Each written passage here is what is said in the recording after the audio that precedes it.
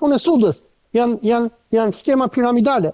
Në qoftë se tërhiqen lekët, aty do kemi kolapsin e sistemit bankar amerikan.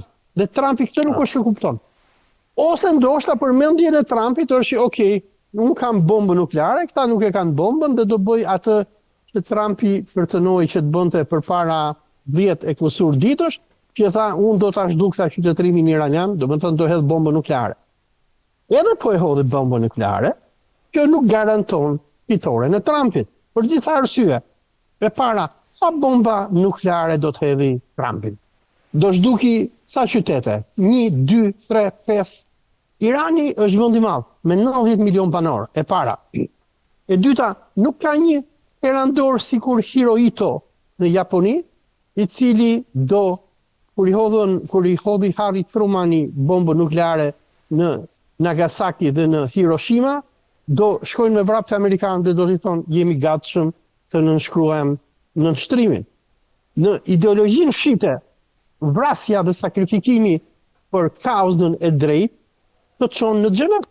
Dhe këtë duhet ta kuptojnë amerikanët, ata e dinë zatën. Teologjinë e shizmit është teologji martirizimi. Dhe këta thonë, okay, toni me na vrah, hajde në vrisni. Sigur edhe vetë Imam Ali Khamenei, edhe pse organet e sigurisë i thonin mos shkon zyrë se mund na vrasin amerikanët, ai shkoi dhe u vra. Dhe problemi është çfarë do ndodhi nëse amerikanët hedhin bombën nukleare dhe Irani nuk dorëzohet, e para. E dyta, siguria që po ka garda revolucionare dhe këmbgulja e saj për të vazhduar luftën tregon disa gjëra. E para, iranianët kanë mjaftueshëm raketa dhe dron për të vazhduar luftën me muaj të tërë, se po mos kishin arsenal armësh, ata do thonin, okay, dorëzohemi, hajde bëjmë paqe, pranojmë kushtet tuaja. Por kjo tregon që ata kanë armë dhe thonë, hajde vazhdojmë lojën. E dyta, edhe pse po ka kërcënim nuklear nga amerikanët dhe izraelitët, prap garda revolucionare nuk po trembet. Çfarë do të thotë kjo? Dyshimi im është iranianët duhet të kenë një armë sekrete, që ne nuk e dimë se kush është. Ushakov tha që kanë armë, tha që ende si kanë nxjerr për iranianët. Që nuk i kanë nxjerr, por edhe sigurisht tha edhe Dmitri Medvedevi, arma më e madhe nukleare iraniane deri tani është ngushtita e Hormuzit, sepse domethënë ndryshe nga luftrat e tjera që amerikanët kanë bërë, sidomos që prej rënies së Bashkimit Sovjetik, por edhe gjatë luftës sot, amerikanët gjithmonë kanë patur luktin që të bëjnë luftra për te oqeanit dhe që ekonomia e tyre të jetë në rregull. Ndërsa kjo luftë nuk është e tillë, se ata po e ndjejnë kundër përgjigjen në pikat e karburantit, se domethënë karburanti në SBA nga $2.5 që ishte galloni apo 3, tani ka shkuar në 5. Pothuajse është dyfishuar. Dhe kush është frika e Trumpit tani? Frika e Trumpit është se ai nuk di se si ta mbyllë këtë luftë. Ky është problemi. E para ka lobin izraelit, e dyta janë zgjedhjet e nëntorit, ku do bëhen zgjedhjet për Kongresin dhe për Senatin. Dhe me urrëgjin që Trumpi ka krijuar në Amerikë, me urrëgjin e madhe që kanë demokratët, po jo vetëm demokratët, e gjithë NATO, britanikët, ai shteti i thellë britanike, gjithë perëndimi që kanë ndaj Trumpit, në rast se Trumpi humbet shumicën në Kongres dhe në Senat, Trumpi do përkundoj sikur Ilir Meta në Shqipëri, do shkojnë në burg. Ata do ta impeachin atë dhe do ta çojnë në burg. Dhe se problemi është që Trumpi ka krijuar shumë armiq. Dhe problemi tjetër është që Amerikën sot nuk e do më njeri. Amerika ka krijuar armiq në gjithë botën. Të vetmit që duan Amerikën është Edi Rama me Albin Kurtin, po edhe këta e bëjnë nga Afrika. Po në momentin që Trumpi do bjerë, ne do kemi një rebelim global kundër Amerikës. Edhe nuk do të thotë që Amerika dhe administrata e Trumpit mund të bjerë me luftë. Po do të arrëzoj vetë populli amerikan, po rebelohet populli, po rebelohet shoqëria. Dhe ky është problemi me të cilin Trumpi është. Trumpi tani me Iranin është duke bërë një luftë ekzistenciale. Ai nuk di se si të dalë nga kjo që ka hyrë. Po, e qartë. Olc, të falenderoj shumë që të kisha. Faleminderit për ftesën, natë e mirë. Në këtë pjesë të dytë emisionit është bashkuar me mua Denis Minga, koleg gazetar pranë Report TV-s. Denis, kënaqësi që të kam gjithmonë. Marsit Gubi, avokat. Marsit, Kënaqësi që të kam. Dhe avokati Karaj, mik i emisionit, avokat kënaqësi që të kam. Faleminderit. Avokat, sot Berisha risolli në vëmendje sërish thirrjen e Ramës në GKO. Çfarë po ndodh, si e lexon këtë, se do të diskutojmë edhe nga që nuk ishim herës tjetër bashkë për ta parë dhe politikisht si nuanca politike, çfarë do të thotë, çfarë paremron kjo për kryeministrin Rama? Tani politikisht zoti Berisha i volit jashtëzakonisht shumë kjo histori, sepse thërret, le të themi, në një gjyq penal kundërshtarin e tij politik. Pra, edhe sikur ta ketë për show, ja vlen barra qeran që politikisht të përfitojë sa më shumë nga kjo histori. Rama, në rastin konkret, është thirrur nga gjykata për shkak të çështjes Partizani si një dëshmitar. Pra, teorikisht dhe praktikisht është i detyruar që të shkojë në këtë gjykim. Si detyruar? Po, i detyruar, sepse si dëshmitar i detyruar që të shkosh kur të thret gjykata, të paraqitet gjykata. Se jep dot me shkrim? Dëshmia nuk jepet me shkrim. Dëshmia do kishte vlerë me shkrim në rast se do ishte bërë pjesë e dosjes për shkak të hetimit të Spakut në rastin konkret. Pra, nëse do kishte bërë Spaku këtë, do kishte marrë Ramën si dëshmitar dhe do kishte marrë dëshminë, atëherë do ishte nevojshme, teorikisht po them, që ta rithirrte edhe një herë në gjykim në gjykatë. Në rastin konkret Spaku është gjykata. Në rastin konkret Spaku nga 2020, nga dhjetori 2020, kur kjo çështje ka shkuar në Spak. Dhe deri kur shkoi dërgimi i çështjes në gjyq përpara 5-6 muajsh, nuk e pa të arsyeshme që ta thërriste kryeministrin. Që tani e shikon të arsyeshme avokat, ka ndryshuar gjë? Nuk është Spaku. Spaku ka larë duar si Ponc Pilati në raport me Ramën. Spaku nuk e ka thirrë Ramën. A ka pas frikë? Ka thirrë gjykata. A ka pas frikë? As ka pas vepër penale. A ka pas 1001 arsye? Spaku nuk është burruar që të thresin kryeministrin në një çështje ku ka. Po si e ka thirrë gjykata? Atëherë gjykata ka kërkuar dikush që e ka pranuar gjykata. Ka kërkuar mbrojtja e zotit Berisha. E ka kërkuar mbrojtja e zotit Berisha ka bërë një listë atyre që ajo çmon se duhet të jenë dëshmitarë në atë gjykim çështje. Dhe një nga këta është dhe kryeministri zoti Rama, për arsyeën e vetme se në 2006-2007 Rama ka qenë ish kryebashkiak dhe ka dy vendime shumë të rëndësishme që lidhen me çështjen Partizani. E para është ndryshimi i tjetërsimit pronës, e dyta është leja e ndërtimit. Destinacioni që thonë. Po pra, që ta shpjegoj para ta që.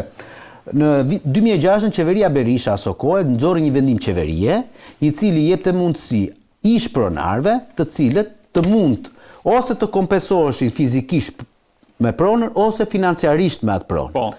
Dhe e kishin këtë tagër që edhe mos i merrnin parat, vlerësuar sipas kushteve të tregut aso kohë, por t'i merrnin fizikisht. Fizikisht do të thoshte që nëse ajo ishte një pronë e cila kishte një destinacion të caktuar, me atë ligjin asaj kohe ti nuk mund ta tjetërsoje me ligj. Në kuptimin që nëse merje, nuk do ta marrim rastin konkret. Nëse merje, Sali Berisha, qeveria Berisha, ka qenë ajo pronë ato.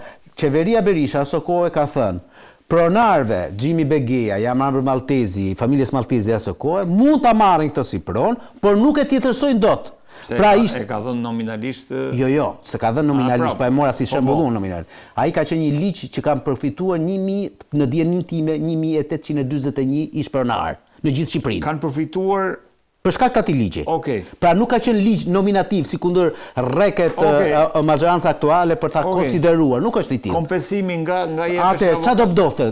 Në qoftë se këta zotërin do ta merrnin pronën dhe e morën, atë si pronë të gjithën ish klubin Partizani, ata nuk e tjetërsonin dot klubin Partizani, thjesht do ikte Albert Xhani, që aso kohë ishte presidenti i klubit Partizani, dhe këto bëheshin president klubit, do bëheshin këta që ishin pronar, dhe klubi do vazhdonte.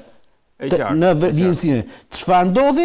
U tjetërsua prona, pra, me një VKM të Këshillit Bashkiak, i firmosur nga zoti Rama aso kohë, sepse duhet të kuptojmë. Vendim, sepse duhet të kuptojmë, aso kohë tjetërsimin e pronës nga një pronë në një pronë tjetër, pra nga truall në arë në truall isër, e bënin bashkit. E kishin takrin ligjor për ta bërë. Sot se bëjnë dot më. Dhe Rama e ka bërë nominalisht për këtë pronë avokat? Për këtë dhe për shumë tjerë nëse ka pasur, por në rastin konkret ka pas kërkesë. Ka bërë nominalisht praktika ajo, që vjen gjitha. Po. Në rastin konkret se mund të ketë pasur edhe një pronë himar oredi. Kush e ka kërkuar ndryshimin e destinacionit. Kanë kërkuar vetë pronarët. Kanë kërkuar pronarët dhe Rama e ka firmosur. Rama mund të është në bazë të ligjit unë se thon.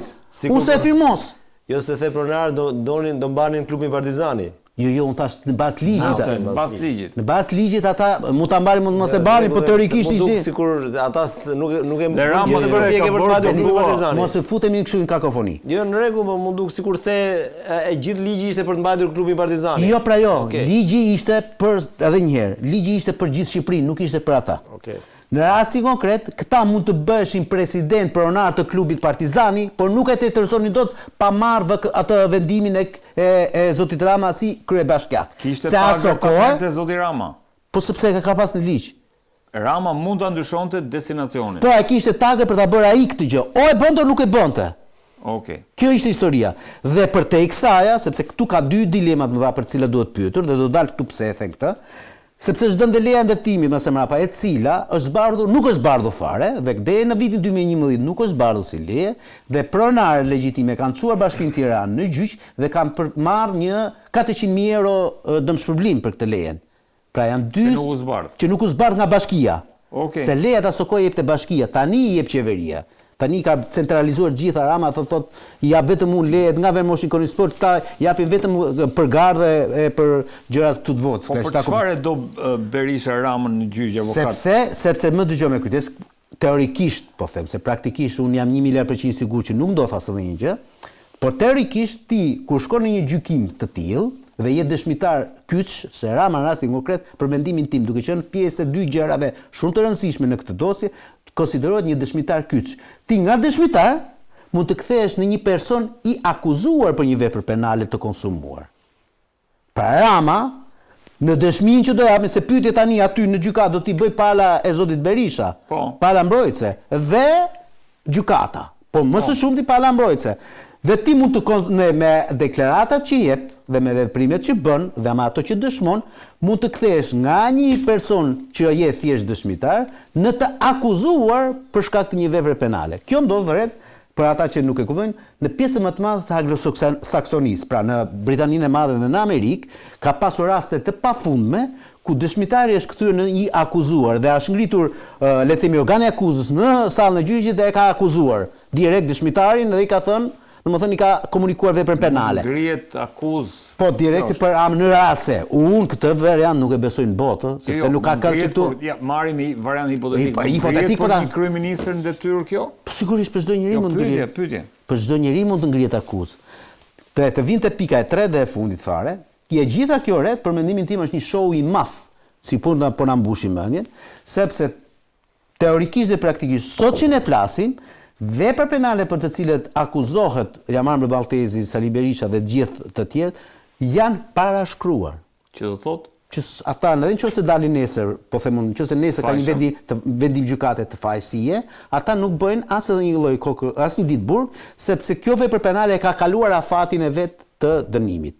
Pra nëse është një vepër penale, vendimi është i rëndësishëm, sido që të jetë. Mirë, ti vendimi është për të bërë neve gallat, unë po flas për pjesën ligjore. Problemi është a ka shkelur apo jo ligjin, ka që thjesht. E zëm, shpërdorim detyre. Vendimi e përcakton këtë?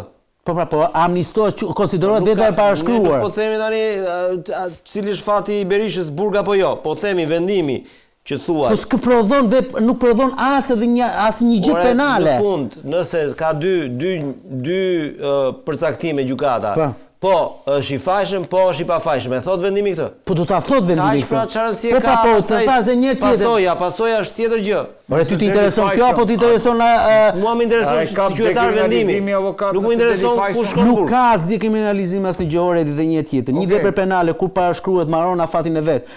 Po të them, shpërdorimi i detyrës është vepër e parashkruar tashmë, se është një vepër penale që ka ndodhur një vepër konsideruar penale në 2006, jemi në 2026, 20 vite është parashkruar si vepër.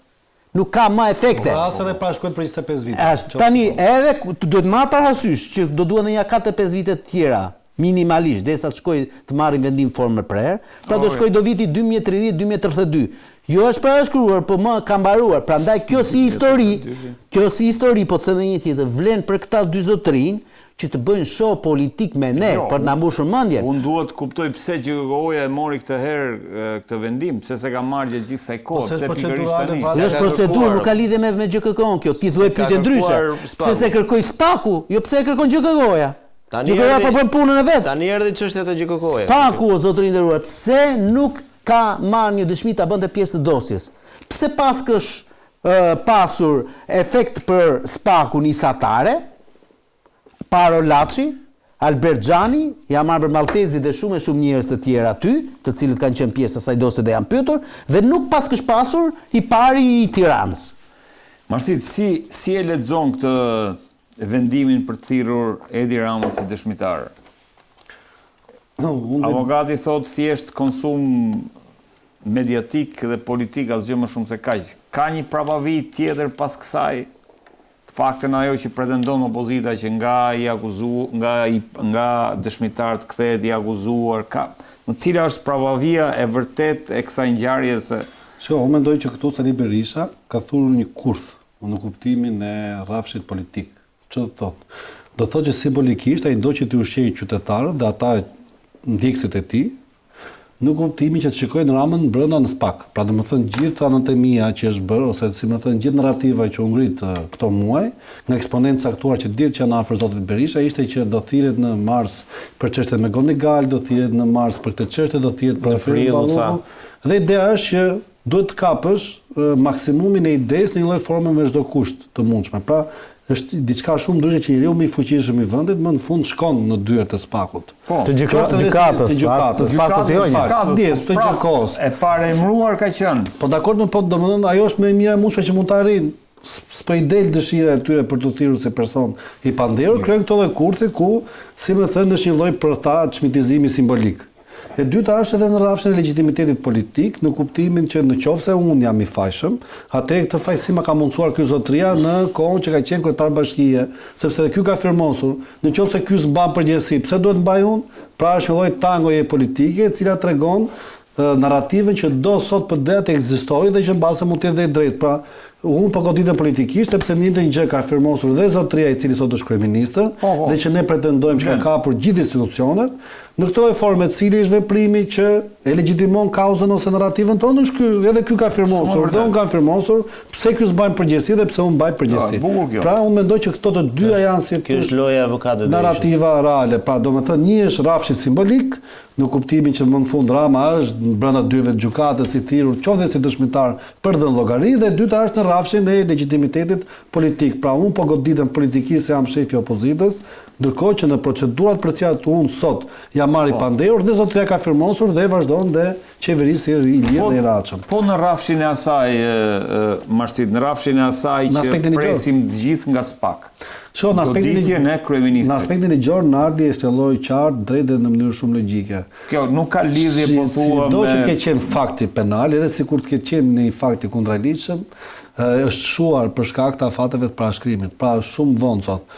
Po kishim ndonjë fakt nga ata që rivendosin afat veprën penale do ishte bërë publik. Pra unë nuk besoj që ekzistojnë kriteret që një fakt penal të rivendoset në afat për shkak të ekzistencës të fakteve ose të provave të reja që në atë kohë gjykata s'kish mundësi si të dinte dhe s'kishte asnjë rrethant ose prokuroria ku t'i merrte parasysh. Po mendoj që jemi larg kësaj situate. Unë mendoj që është më shumë në funksionalitetin politik, në ato dy rrafshe që shpjegova. Pra mendoj që ajo është si thosh maksimumi i idesë me minimumin e kostos. Këtë gjë që mund të arrijë sot. Do shkoj Rama Marsit? Unë mendoj që do kemi disa shtyrësantas. Rama e ka detyrim ligjor të jetë prezent rreth atë proces, e ka detyrim ligjor të japi shpjegimet e veta, por ka dhe disa kushte ose arsye të ligjshme të cilat mund ta pamundsojnë vajtjen e tij atje. Ku dëgjon takime në rrafshin ndërkombëtar, në një mbledhje këshillit ministrave, në një detyrë më e rëndësishme se paraqitet si dëshmitar, por në fund mendoj që do shkojë. Edhe nëse shkon, mendoj që do bëhet në një show politik në cilin të dyja palët do tregojnë interesin e Ramës e Berishës e kuptuam. Domethënë, nëse po dënohem unë, pse nuk dënohet dhe ky personi tjetër që ka firmosur. Interesi i Ramës në këtë histori. S'ka interes Rama aty. Rama s'ka as interes përveç se bën Rama në këtë histori nuk ka as interes. Dhe e kuptoj pyetjen tënde. Pyetja jote është këtu që nëse Rama s'ka as interes, si do i shmanget. Unë po them e ka pamundësi absolute të shmanget, pra mos shkojë, por ka mundësinë totale që ta shtyjë në kohë sa më shumë. Dhe gjykata do ja bëjë ndryshe Marsit. Do t'i thotë kur e ke ti të lirë, do ta vendosë sa datën e gjyqit. Po. Mi por Ramës intereson që t'jetë sa më i voqëm sepse do që t'ju mbase kauza. Po ajo i voqëm do shkoj vetëm sepse do mbaroj, falë Denis. Mbaron një herë pyetja dëshmive dhe dëshmitarëve të palës së Spakut. Pra është prokuroria që pyete një si fillim, dëshmitë që kanë nxjerrë prokuroria dhe pastaj kur mund t'i bjerë 2027-ën. Ramës për të. 2027, ndoshta as vitin tjetër në këtë kohë.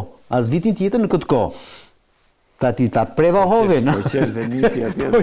Po kjo është më, sepse gjykata fillon me akuzën, akuza ka dëshmitaret e vet, sa herë do shtyhet ai gjyq, do shkoj desa shkoj te mbrojtja, edhe pastaj mbrapa do shkoj. I pari që thirret është Tauland Balla. Thirret nga gjykata dhe nga Spaku, sepse ai është personi i cili ka bërë kallëzimin. Taulandi nuk ka shumë interes. Në 2027. Jo, më shpejt. Nuk për mendimin tim jo, po megjithatë. As Balla. Jo, Balla po, Rama. Ballën po themi. Ka interes për Ballën, mendoj. Si e shikon këtë moment se jo, unë po dëgjoja disa nga drejtësia përpiqemi ta dekriptojmë po disa avokatër pravavia. Dhe jam dakord me atë që tha Marsili me pikën 2 që avokatët pranë doktorit këtë po mundohen që t'i vënë në një nivel, pra, meqense janë dy drejtues pushtetësh, njëri pushtet lokal dhe tjetri pushtet qendror, për të thënë që tani nëse është pranuar procedura e kryetarit të bashkisë, atëherë duhet pranohet si e lishme dhe procedura e kreut të qeverisë. Vetëm Berishën gjithnjë tradhtojnë ato emocione, sepse në një dalje me njerëz sapo doli lajmi në parlament, mos gaboj të njëjtën, tha aty ai është fajtori, tha do ta shihni tha se ai është fajtori. Tani avokatët e tij po mundohen që të dy palët mos kenë faj, pra strategjia e mos kenë faj. Pikërisht pra, nuk është se avokatët e Berishës duan që Rama të jetë i fajshëm. Ata duan biles që Rama të jetë komplet pa asnjë lloj implikimi të fortë, sepse duan si pretendojnë që ata duan tregojnë që ky sistem drejtësie është i kapur dhe i pavarur dhe intereson që Ramën mos e gjej asnjë lloj pengesë. Jo, ata duan që të justifikojnë procedurën nga koka te këmbët në mënyrë të lishme. Dhe nuk mund të justifikojnë një procedurë, qofse ka shkelur Rama ligjin, atëherë ka shkelur edhe ky tjetri. Apo jo Nardi? Atë ka vetëm një ndryshim. Ata duan që të dy të mos jetë në PD-ja është kriteri. Pra kriteri dhe rasti tregon që ka rënë kriteri. O Denis, aty ka vetëm aty ka vetëm një ndryshim. Tani po futem në kokën e avokatëve ose po bëj atë që kam dëgjuar të njëjtë nga disa prej njerëzve pranë Berishës. Nëse unë do isha avokati i Berishës në rastin konkret në këtë gjykim, unë do ta shikoja si një win-win story. Çfarë? Në qoftë se Rama do mund të akuzohej, unë nuk e besoj, por do mund të akuzohej si dëshmitar pastaj mrapa për një vepër penale të konsumuar, për këta do ishte një win story. Në qoftë se nuk do ishte akuzuar, këta prapë do dalin me një referencë tjetër dhe do thonë, e shikoni Spakun, ne ja nxorëm të palarat teorikisht Edi Ramës në sallën e gjyqit dhe Spaku nuk ngriti akuzë në bazë të dëshmisë që ai dha. Jo, unë këtë po them tjetër gjë.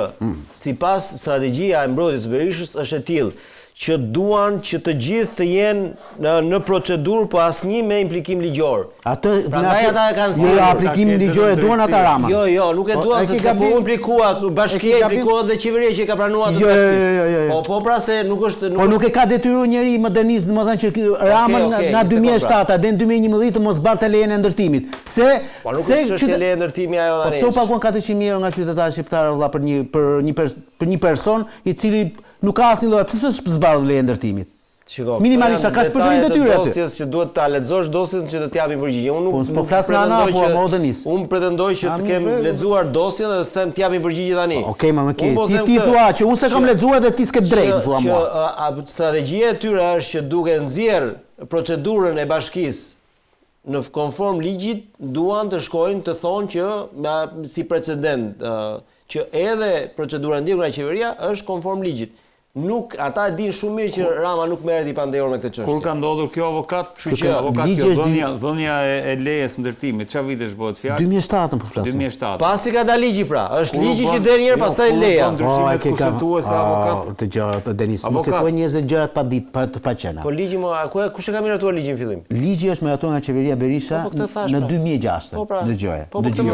Por ligji nuk rregullonte marrëdhënien e Truallit me ish pronarët. E rregullonte bashkia. E rregullonte bashkia, sepse ajo e ka pas takën në bazë të ligjit të vjetër, jo që të thënë në 2015, po atij ligjit të vjetër të qeverisjes vendore. Ata nuk e cilësojnë në ndërtimin palishëm.